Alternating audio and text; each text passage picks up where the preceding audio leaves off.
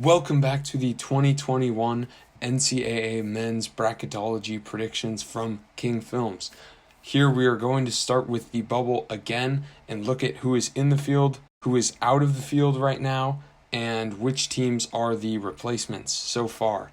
So the last 8 teams in, we'll start with VCU. They had a strong performance in the A10 tournament, so they're solidly in the field and they have no more work to do.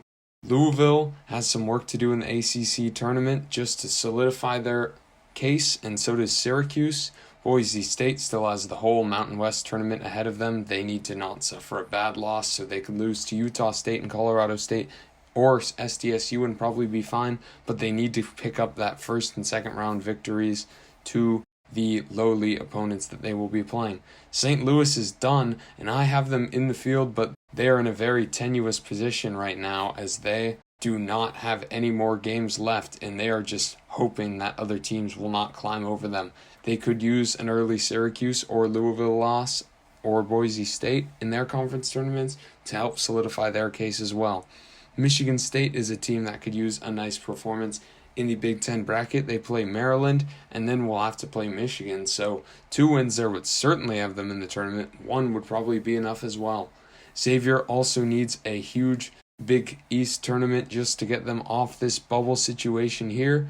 And Utah State, same as Boise State, needs a good Mountain West tournament to solidify their case. On the outside, the top 4 teams, may I remind you, are emergency tournament teams. We've got Colorado State, same goes for them as Utah State. Drake is done, and I think they are not making the tournament this year. We will see what happens. Joe Lenardi and other bracketologists have them in, but I have them out. I just don't see that they got it done. I think they needed to get the auto bid out of their conference, even though they only lost to the best team, which was Loyola Chicago. Memphis and SMU could use some solid American Conference tournaments. Seton Hall as well is in the same spot as Xavier, needing a good Big East tournament. Ole Miss could use 2 or 3 wins in the SEC, and they might need even more than that.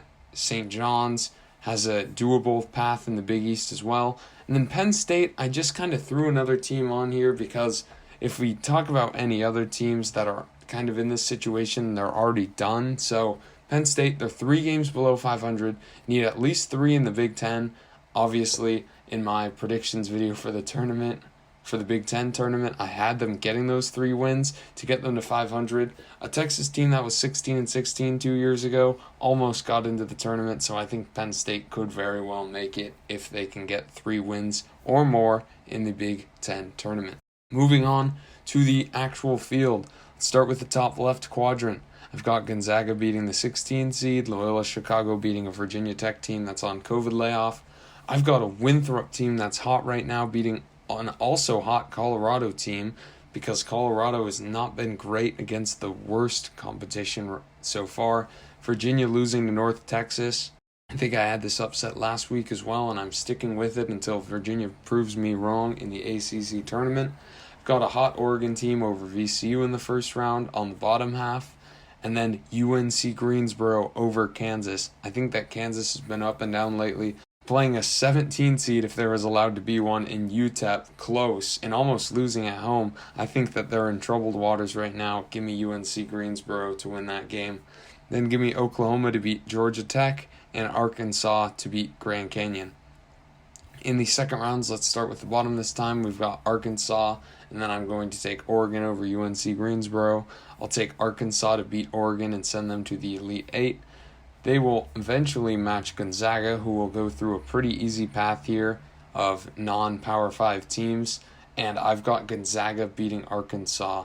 Even after they played close to BYU, I still think that Gonzaga is a great team. Remember, Arkansas also played close to Texas A&M, which is a far inferior team to BYU, so give me Gonzaga there. In the top right, we've got Baylor beating the 16 seed, Maryland beating Missouri. Both of these teams are not that hot right now. I'll take Baylor to beat Maryland there.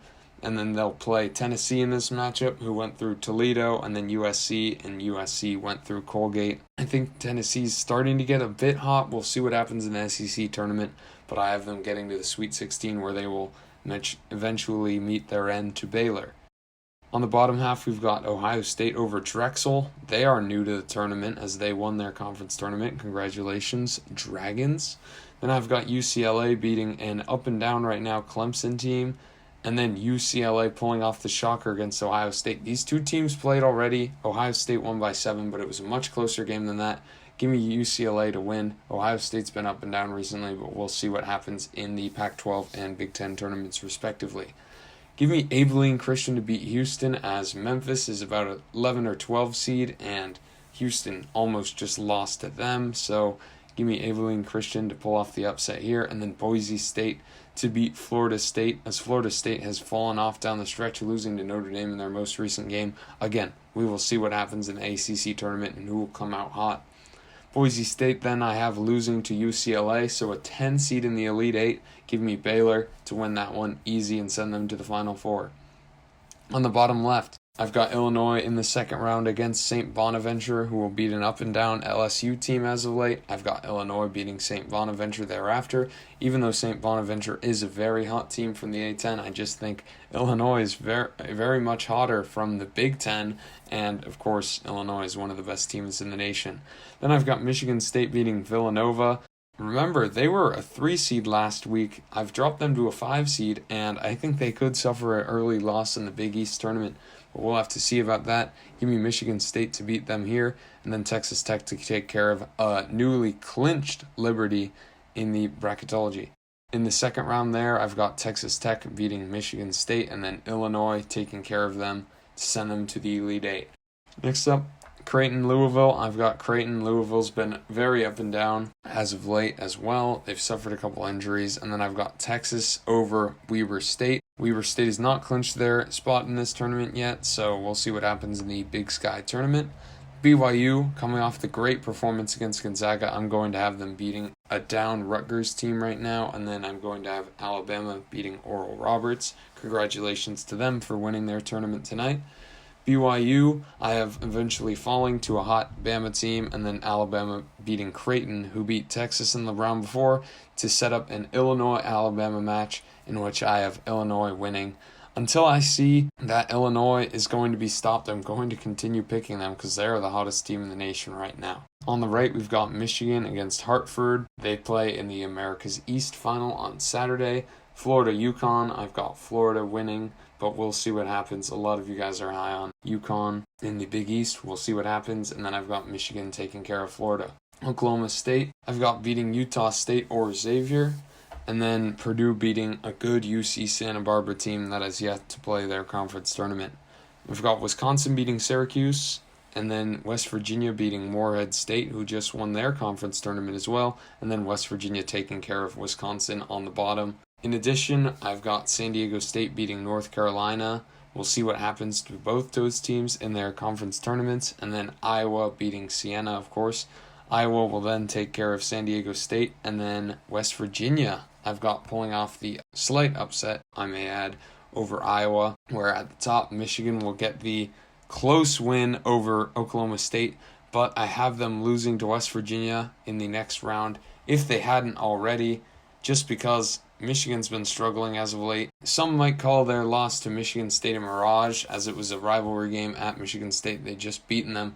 But there's really no excuse, as Michigan State's a bubble team, and even on the road, I expect Michigan to win by 20 like they did the first time. In the Final Four, we've got Baylor, West Virginia. I'm going to have Baylor winning that one, as they did a couple weeks ago. And then Gonzaga, Illinois. I think it'll be a really close matchup, but I'm going to give Gonzaga the edge here. And then I'm going to give Baylor the championship. I feel that Baylor is playing their best basketball right now. They just proved it to me with their win over Texas Tech by 18 points. So give me Baylor to win that one. Thank you for watching, and please be sure to like and subscribe and comment your predictions below.